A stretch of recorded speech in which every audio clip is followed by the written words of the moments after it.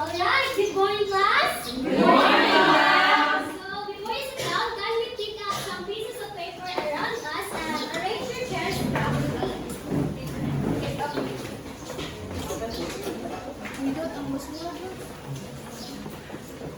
Alright, so how are you today?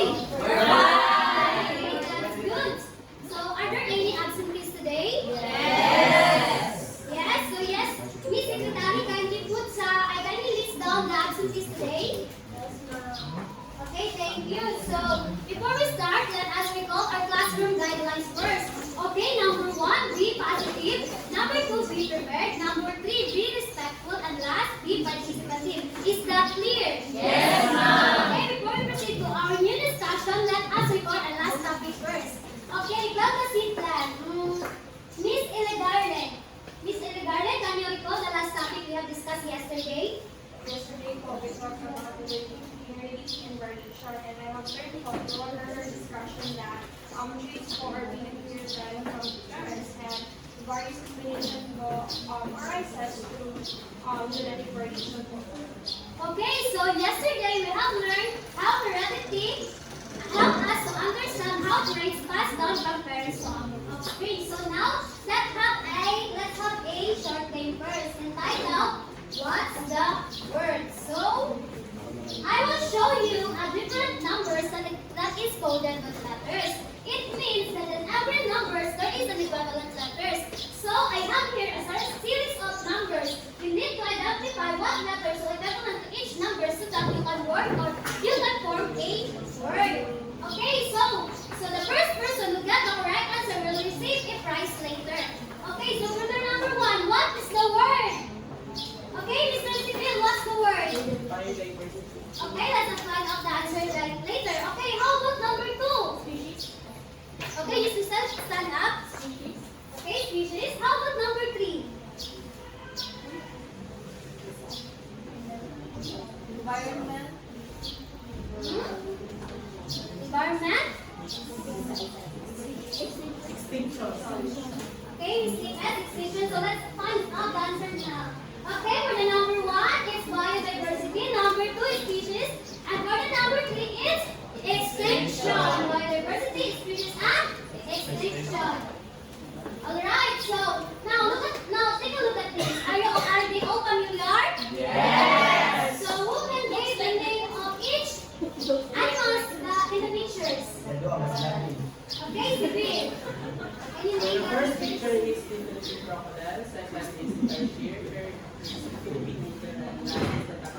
Okay, thank you for that, Mr. Sibir. So, this is the Philippine crocodile, the tarsier, and the Philippine eagle, and last is the camel. Okay, did the population increase or decrease? Decrease. Okay, that's right. So, what will have caused the decrease in their number?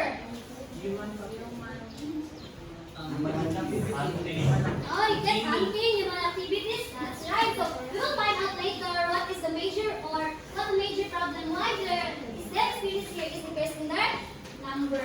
Alright, so next, match me. So there is different words here and there are the different pictures here. So in each picture there is an equivalent word that will describe it.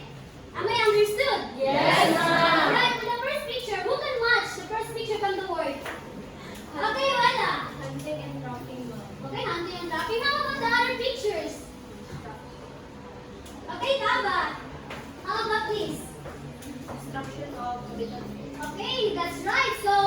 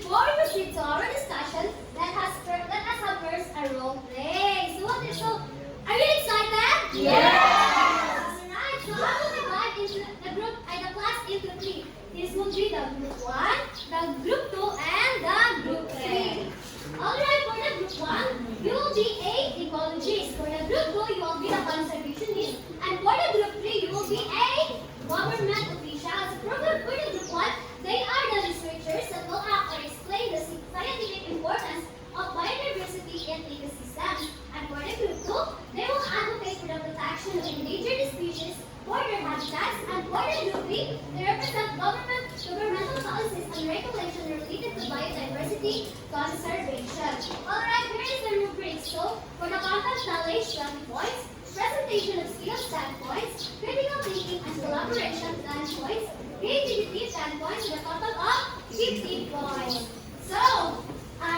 So can we go to your groups right now? Our point is all about to conceptualize your own thing. So I will start that.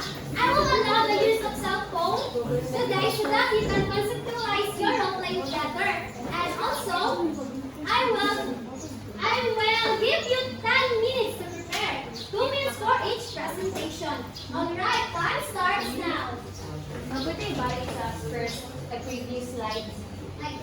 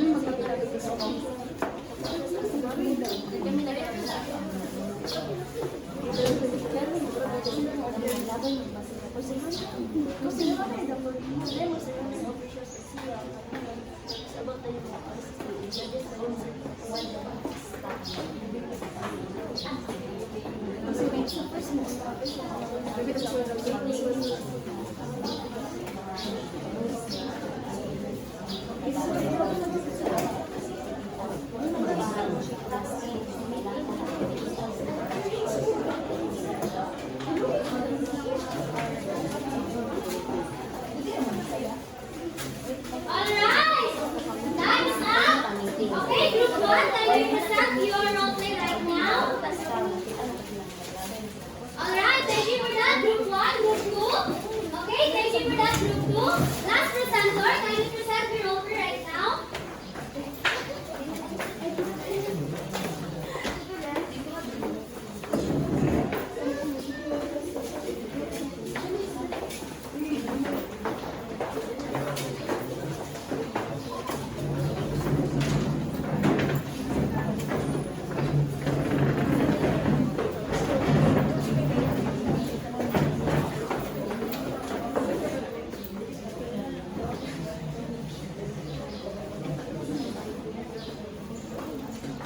So good day everyone. We are going to play about the government official represent governmental policies and regulations related to biodiversity conservation.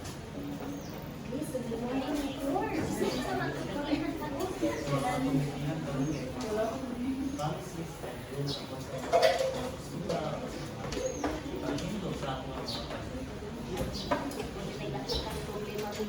Nanti pas wala ko nakita sa kalibot mo, sabay mo ano sa akong salingan.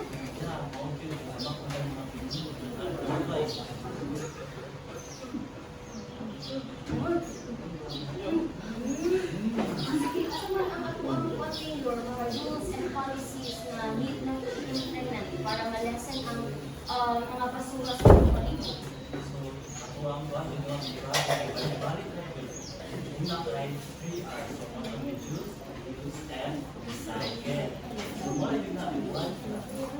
Tapos, anong pag-ilan ko mga isa dyan sa ito? Dapat marambutan, dapat na sila ang dapat mag-segregate ang mga non-biodegradable o biodegradable. Kaya naman kung sa ang lungsod na ang mga pampers, iipon nila dito asa di mga malata mo din ang iyo, no? Wala, dapat ng iro, yung sa ko na iyo, dapat na dito MRF. Dapat karon mag-construct ng MRF. Di ba, Mayor? Yes, tara, ito na sinabi ng mga kaparapagaya. Ay, ano siya isa isa? Ano pa din ay? Sige.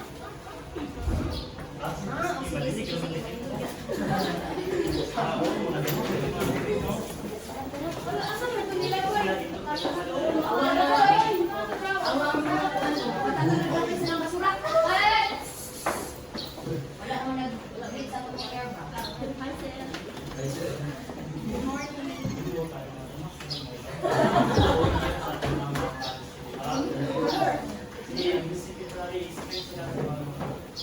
Based sa among na kailangan sa ganito, dapat kita ng mga membros ato ang barangay. Kita ang pagkakaglabas sa basura o among ang meeting. Na taga-barangay na ating MRF. MRF dapat sa sulod sa MRF na ang biodegradable o biodegradable para masegregate itong malata o dili malata. Pasabot? Yes, ma'am. Okay, so asa mo mga basura? Pakikunik, please.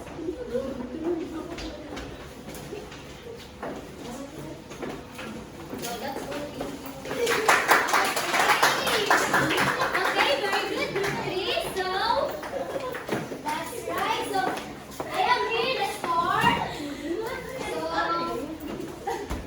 So for the group 1, 45 points. The feedback is in the paper. For the group 2, 46 points. And for the group 3, 48 points. Now, to test that you have learned something in the role play, I will have this question and answer portion. I will select the students randomly to answer my question. Alright, so for the first big question. So, I will call Mr. Kudada. Mr. Kudada, here is your question. What is the importance of biodiversity for ecosystem stability? To my knowledge, and of course to the role play that I want to do just now, biodiversity is essential for the stability as for the environment as it enhances the resilience of the environment to the environmental changes rather, and of course it also supports the overall well-being of the overall well-being of life.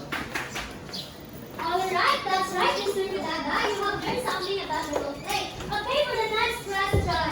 Can I call Miss Nipes? So here is your question. How can individuals contribute to biodiversity conservation in their local communities?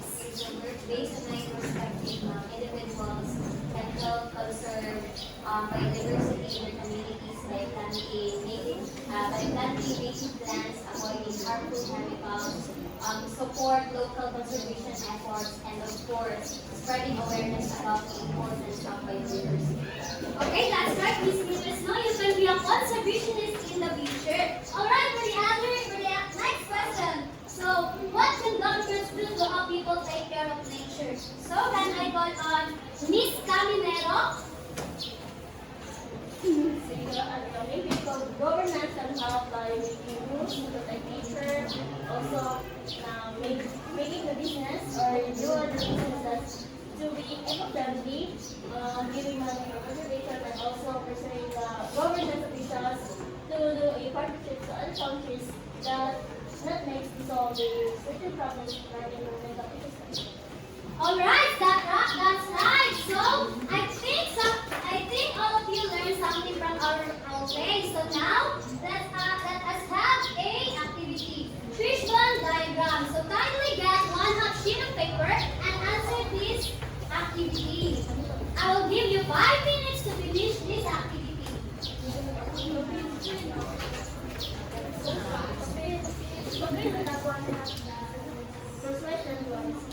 One half crosswise, everyone. Crosswise, ma'am? Yes, Margot. Alright, so time's up. Pass your paper forward.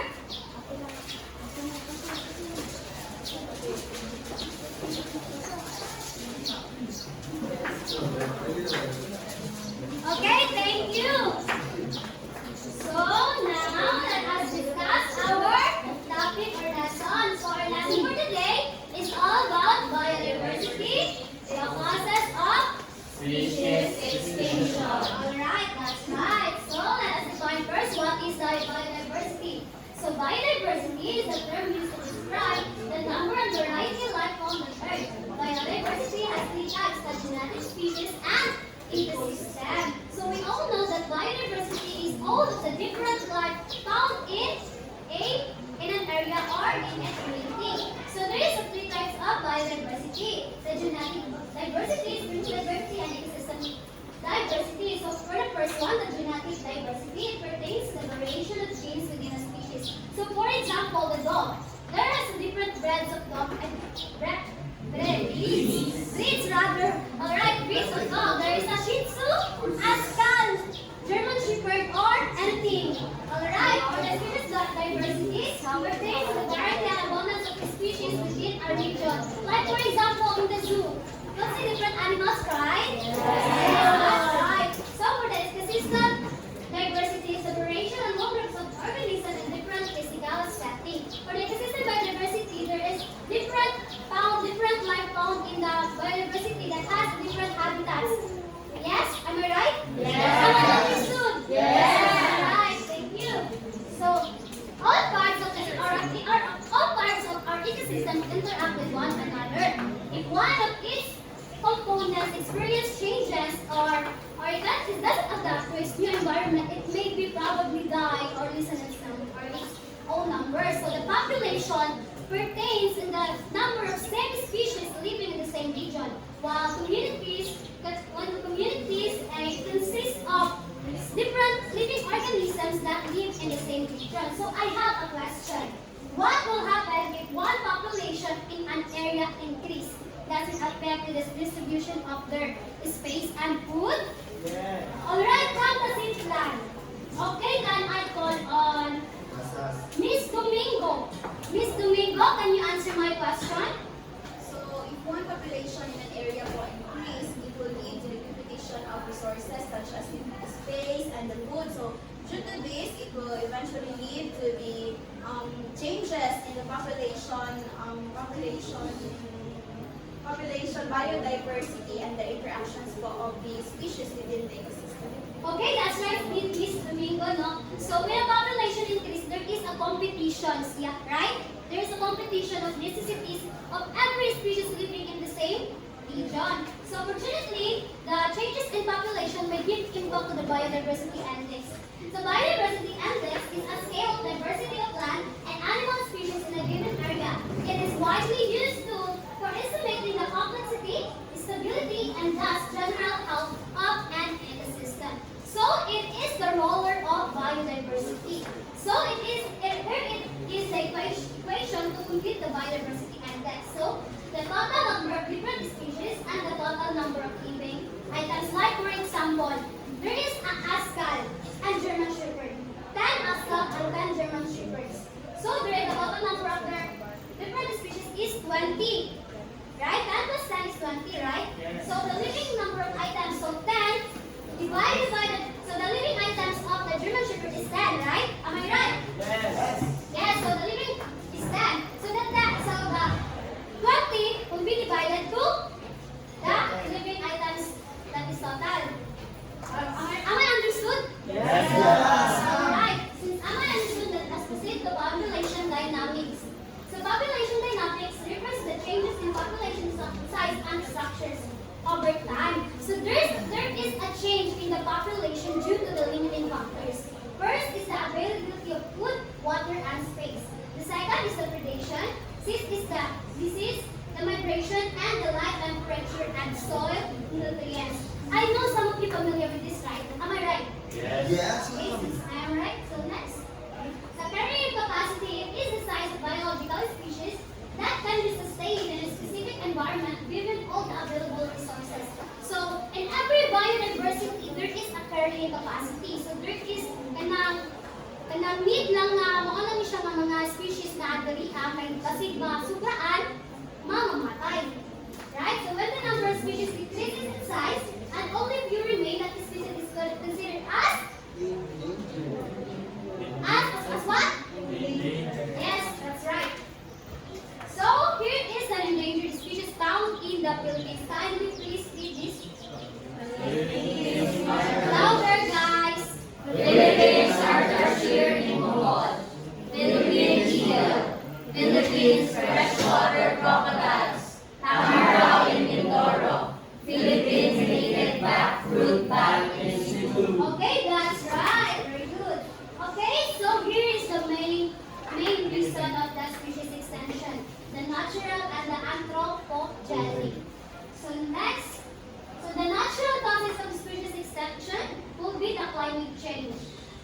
development, the acid precipitation, the disease or epidemic, the meteoric impact or cosmic radiation, and the spread of invasive species. Climate change, it is the changes in temperature. Right, that's right. So land development from trees to buildings, right? So for acid precipitation, this is the cause of air pollution. For the disease, ano, some people familiar with disease like COVID-19 or something like that. A meteoric impact, so from asteroids or meteors that hits the surface of the Earth, that will affect the species extinction, right? So the spread of invasive species from native species dili hanapilo and naay joiners nga makasulod. Right. So last is the man-made causes of species extinction, the deforestation, pollution, and destruction of coral resources. So deforestation, obviously, people are doing that because they are likely to do mining or pagkakaingin sa kanubanan. Right? Alright, so next is the pollution. So pollution, it will be water or air pollution. So what cause of air pollution do we have? What cause of pollution? Factories. Yes, factories, that's right, the best. Okay, for the destruction of all resources like dynamite fishing or monogamy, like that. Okay, so last. So, alright, so since all of you understand my topic, so we have here a quote or a sentence. Okay, can you read? We all have a responsibility to protect endangered species, both for their sake and for the sake of our own future generations. Alright, that's right. So am I understood? Yes. Okay, that's end of our lesson. Is there any questions or violent reactions? Alright, thank you everyone.